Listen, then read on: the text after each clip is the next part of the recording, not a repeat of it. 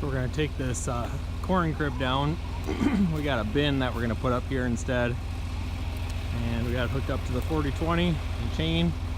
I tried pulling on it a little bit, but you can see there must be something caught. And I came back here and did a little digging. There's still one bracket here on here that's still holding her down, so we're gonna cut that off with the Sawzall. The metal blade on it.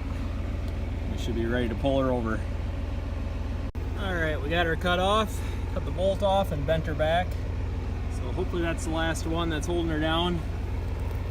That's what they used, just kind of a flat plate and 2 bolts down the cement to hold the crib down. It's an old crib. I remember using it when I was a kid, probably 30 years ago. But we kind of had it set up to hold chickens for a little while, but probably pretty old. Probably held a lot of corn in her day.